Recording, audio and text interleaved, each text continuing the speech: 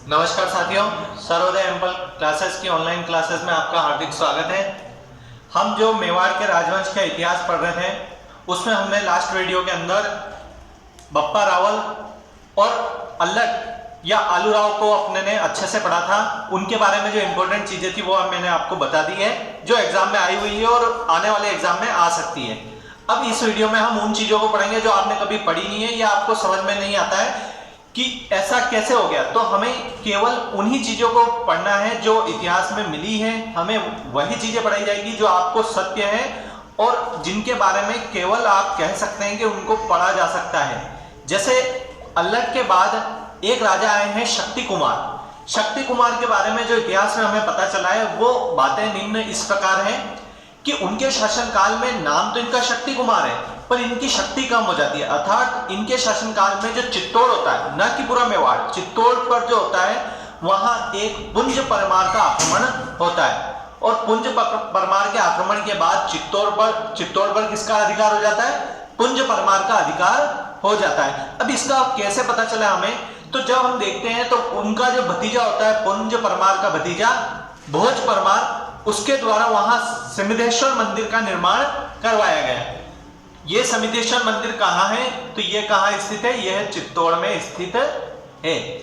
अब क्या हुआ बाद में, जैसे जैसे ऐसा नहीं होता कि आप देखते हैं तो आपको पता चला है कि हर चीज, जैसे कोई नया राजा आता है वो नई चीज बना देता है, उसके बाद कोई और नया बना देता है। जैसे हम पढ़ते हैं कि हमारे संस्कृत पाठशाला थी जिस पर हरकेली नाटक लिखा हुआ था, बाद में उसको तोड़कर अलाउद्दीन खिलजी ने ढाई दिन का झोपड़ा बना दिया। तो ऐसे ही सिमदेश्वर मंदिर को त्रिभुवन नारायण मंदिर भी कहा गया है। और बाद में जब वहां पर मोकल राजा हुए थे मेवाड़ में, उनके द्वारा उसका पुनः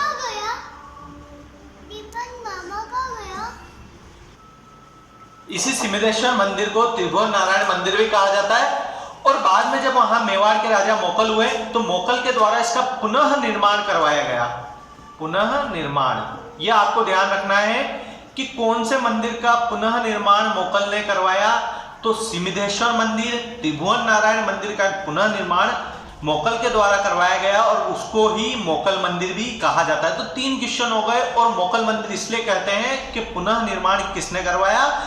राणा मोकल के द्वारा इसका पुनर्निर्माण करवाया गया। अब जब हम आगे देखते हैं तो इतिहास में इसके बाद हमें कोई उल्लेख नहीं मिलता है। अब हम जिस राजा के बारे में देखते हैं वो रण सिंह भी मिलता है आपको, रणजीत सिंह भी मिलता है, पर ऑथेंटिक जो किताब है उसमें रण सिंह है। रण सिंह के शासनकाल में इनके 2 पुत्र हुए, शेम सिंह और राहब। शेम सिंह से रावल शाखा अलग हुई और राहब से राणा शाखा अलग हुई। क्या याद है तरीका करने का? राणा शब्द बड़ा है, देखो महाराणा, राणा, तो राहब से राणा और शेम सिंह से रावल, तो राहब से राणा शाखा अलग हुई और ये सिसोदा गांव चले जाते हैं।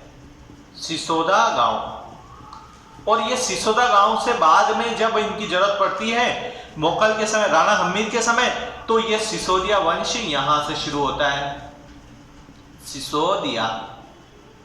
और यही सिसोदिया बाद में जब महाराणा प्रताप, कुंभा, सांगा सबको पढ़ते हैं अपन, तो वो सिसोदिया की राणा शाखा से होती है। क्यों? क्योंकि रावल शाखा जब अलाउद्दीन खिलजी का आक्रमण होता है तो अलाउद्दीन खिलजी के आक्रमण के समय जो रावल रतन सिंह होते हैं उनके जब वो वीरगति को प्राप्त होते हैं तो वहां पर फिर रावल शाखा अंत हो जाती है और फिर हम्मीर, राणा हम्मीर जो होते हैं उनके द्वारा राणा शाखा की शुरुआत की जाती है और राणा के बाद, उनके बाद ही सब राणा महाराणा लगाने लग जाते हैं। तो ये सिसोदा गांव, तो पूछा जाए कि इनके शासन रण सिंह के समय कौन 2 पुत्र थे? शेम सिंह और राहब। राहब किस जगह? राणा, और शेम सिंह की जगह रावल। अब हमें पता है कि यार शेम सिंह वाला ही काम चलेगा, क्यों? क्योंकि ये बड़े थे। तो इनके बाद जो होता है वो शेम सिंह के 2 पुत्र होते हैं, सामंत सिंह और कुमार सिंह। सामंत सिंह और कुमार सिंह, जब ये कुमार सिंह होते हैं, सामंत सिंह राजा नहीं बनते हैं, कुमार सिंह बनते हैं। और कुमार सिंह कीर्तिपाल जो कीर्ति चौहान होता है उससे पुनः चित्तौड़ को अपने अधीन कर लेते हैं। तो यहां तक आपको बात समझ में आ गई कि ये थोड़ा बहुत काल ऐसा चलता है जिसके अंदर आपको ध्यान रखना है कि अल्लट के बाद एक शक्ति कुमार का वर्णन है, उसके बाद रण सिंह का वर्णन है। रण सिंह है 2 भागों में, इसको या फिर ऐसे याद कर ले, रण सिंह से रावल अलग और राणा अलग। ये सारी बात यहां तक खत्म हुई। अब हम जो देखेंगे, हम इसके इतिहास पर नेक्स्ट जो है इसी कुमार सिंह के शासनकाल में कौन से प्रतापी राजा हुए हैं उनके बारे में देखेंगे। जैसा हमने पिछले देखा था कि रण सिंह के बाद 2 भागों में बढ़ गया था, मतलब मेवाड़ का इतिहास दो भागों में बढ़ जाता है, शेम सिंह और राहब, जिसमें रावल शाखा और राणा शाखा। उसके बाद जब हम देखते हैं तो उसमें हमने देखा था कि शेम सिंह के भी दो पुत्र थे, तो उनमें जो कुमार सिंह थे, कुमार सिंह का वंशज आगे चलते हैं, और उसमें जो प्रतापी होते हैं वो आते हैं जैत्र सिंह। जैत्र सिंह इंपॉर्टेंट है, मैंने पूरे इसमें जैत्र सिंह को ही बताया है और जैत्र सिंह को आपको अच्छे से समझना है। जैत्र सिंह का शासनकाल 1213 से 1253 ईस्वी तक माना जाता है। ये ऊपर नीचे होता है, आपको डेट याद नहीं करनी है। आपको डेट जब राणा, महाराणा, कुंभा और सांगा ये आते हैं तो इनकी डेट याद करनी है, पर इनके टाइम पर जो चीजें मिली हैं उनमें हमें सबसे पहला जो व्यक्ति है डॉक्टर गौरीशंकर ओझा के बारे में, गौरीशंकर हीराचंद ओझा, जो मैंने आपको पहले ही बताया था कि बहुत इंपॉर्टेंट व्यक्ति है। उनके द्वारा इनके बारे में क्या कहा गया है, उन्होंने ये बोला है कि दिल्ली में गुलाम वंश के समय मेवाड़ के सबसे प्रतापी राजा जैत्र सिंह हुए, जिनकी प्रशंसा विपक्षी भी करते हैं। अर्थात इतने प्रतापी राजा हुए हैं कि विपक्ष के लोग भी, मतलब जो दिल्ली में मुगल गुलाम वंश चल रहा था, गुलाम के पास खिलजी वंश आता है। गुलाम कैसे, हमें पता है कि 1191 के बाद जब 1191 में तराइन का युद्ध होता है, तराइन का द्वितीय युद्ध होता है, तो द्वितीय युद्ध के बाद जैसे ही मोहम्मद गोरी के बाद कौन सा वंश आ जाता है, उसके बाद डायरेक्ट यहां पर जब हम देखते हैं तो हमें देखने को मिलता है गुलाम वंश। गुलाम वंश में सभी, जैसे कि हम कुतुबुद्दीन ऐबक और इल्तुतमिश ये सब देखते हैं हम गुलाम वंश के अंतर्गत। तो गुलाम वंश जब आता है तो गुलाम वंश के अंदर जब मेवाड़ में किसका शासन होता है, जैत्र सिंह का। देखो ये भी बहुत इंपॉर्टेंट चीज है, आपको इंडिया के सापेक्ष राजस्थान भी समझना पड़ेगा। आपको ये भी पूछा जा सकता है कि उसके समकालीन कौन से राजा इस मेवाड़ में थे, तो पूछा जा सके। तो उस टाइम पर जब हम बात करते हैं इसकी, तो इल्तुतमिश था, और इल्तुतमिश के समकालीन कौन से मेवाड़ के राजा थे, जैत्र सिंह थे।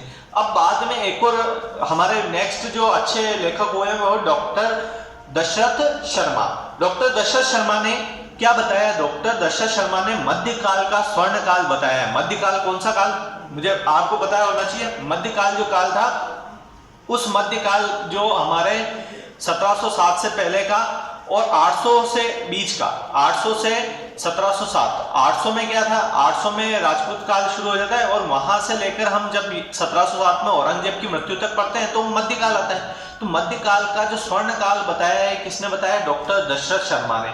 अब इसके बारे में और बात करें तो जैसे सूरी जो हुए, देखो सूरी और सूर, सूरी होते हैं जैन, ठीक है, जैन लेखक हुए, जैन विद्वान हुए, जयसिंह सूरी।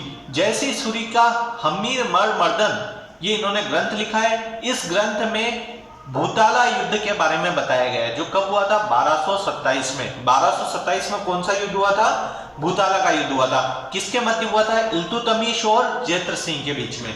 कौन जीता, जैत्र सिंह जीता। कैसे पता चला, क्योंकि इतनी व्याख्याता इनके बारे में, इतनी अच्छी चीजें लिखी हुई है, तो मतलब जीतेगा कौन, जैत्र सिंह जीतेंगे। और जैसे ही जैत्र सिंह जीते तो इनके नाम को गौर करें, जैत्र त्र आ रहा है और चित्तौड़ में त आता है। तो जैत्र सिंह ने फिर अपनी राजधानी कहां से कहां बना दी, फिर अपनी राजधानी इन्होंने चित्तौड़ बना दी, ठीक है, ये बात आपको ध्यान रखनी है। इन्होंने अपनी राजधानी चित्तौड़ बना दी है। कहां से, तो यहां नागदा में ध्यान रखें आप, नागदा तो पहले थी, अभी आप याद रखें तो हमने जब देखा था तो बप्पा रावल ने नागदा बनाई थी, अल्लट ने आहड़ बनाई थी, तो आहड़ से मान लें आप, आहड़ से इन्होंने अपनी राजधानी क्या बना दी, चित्तौड़ बना दी। ये बात भी आपको अच्छे से ध्यान रखनी है।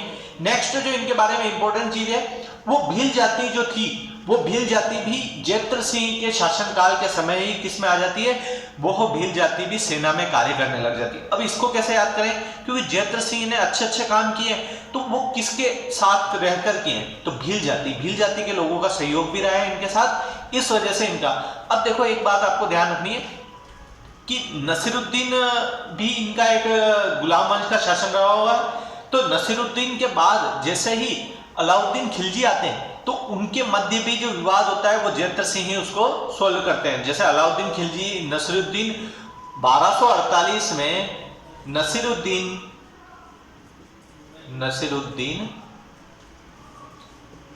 मेवाड़ पर आक्रमण करता है। क्यों करता है, अलाउद्दीन के लिए,